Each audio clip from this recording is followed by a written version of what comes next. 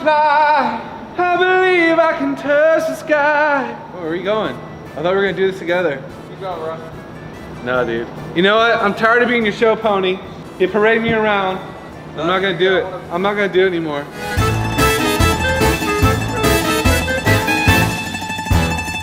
So, it's crazy that Nashville just copies ancient cities.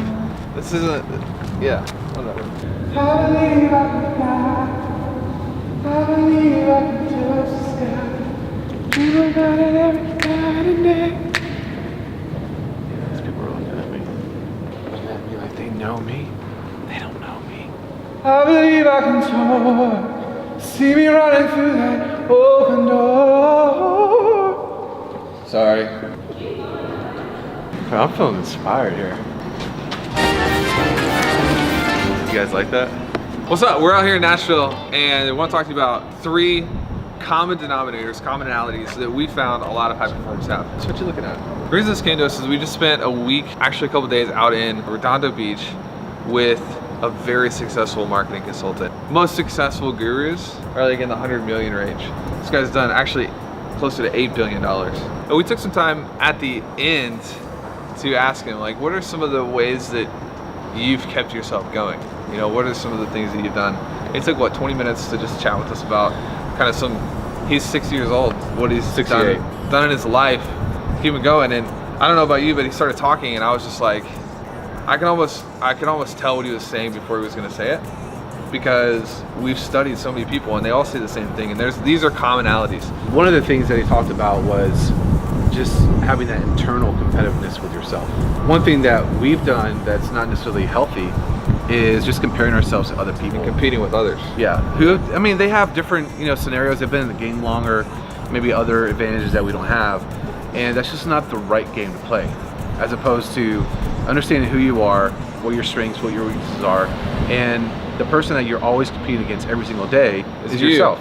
And here's why it's a bad thing, because you're always gonna get screwed if you're competing against like a bunch of other people. On one side of the spectrum, you get discouraged because you're looking at everybody else and it's like you're comparing your highlights to theirs, but you don't see all the work that they've taken, the time that's taken, and so you just get down in the dirty moldy grubs. The other side is when you beat everybody, and it's like, who else do you have to compete with? If you're really relying on other people for your drive, that's gonna fail you. What successful people do is they compete with their version of themselves yesterday. So what would like a practical tip on how to do this? Like, how do you compete with yourself? Keep your head down and do your work. You gotta be committed to hustling towards your mission, not towards someone else's mission.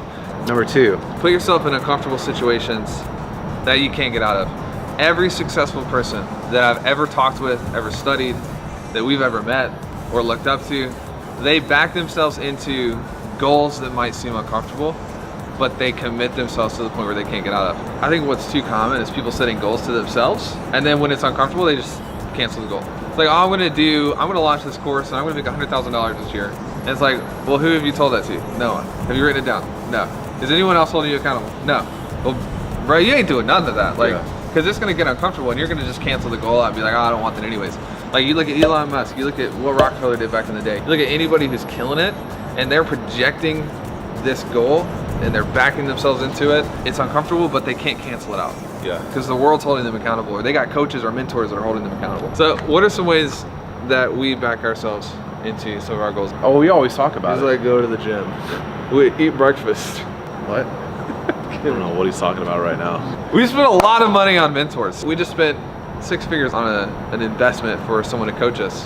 And you're like, well, we have to actually make good on this because it's freaking 6 figures. Like, we're gonna have to do it. It's holding us accountable to making something of that investment. There's a difference between someone who says, I wanna make 6 figures my first year in business, and then someone who says, hey, here's an Amex, and I'm gonna give you $6,000 because I need help getting to 6 figures. I'm not saying everybody in the world should throw money on credit, but what I am saying is that you'll find successful person after successful person after successful person. They put skin in the game, and that skin in the game holds them accountable to hitting their goals as well.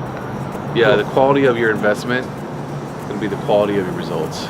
So number 3, gratitude. I think one of the things entrepreneurs struggle with, just like the constant grind can get to you. You kind of get tired and I get depressed and there's constant anxiety, and to be honest, like the counterbalance to a lot of that is just gratitude. You know, we were walking around the mall today and I was like, man, what would it, can you imagine like just working a day job and not making any money? You're like, no. It's like when you think thoughts like that, and it's not from a pretentious place, you're like, oh, I don't, yeah. It's more of like, man, I'm just grateful that we get to do what we get to do. We get to live the life that we get to live. It's really hard to be chronically anxious and stressed when you're being grateful every day. Focus on improving the quality of your problems, not on just having no problems. The only businesses that don't have problems are the businesses that aren't growing. They're kind of dead, they're stagnant.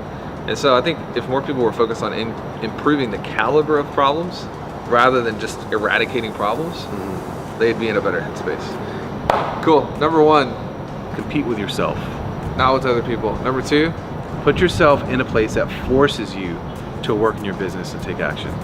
and number 3. Practice gratitude. Gratitude is a counterbalance to all your bull crap.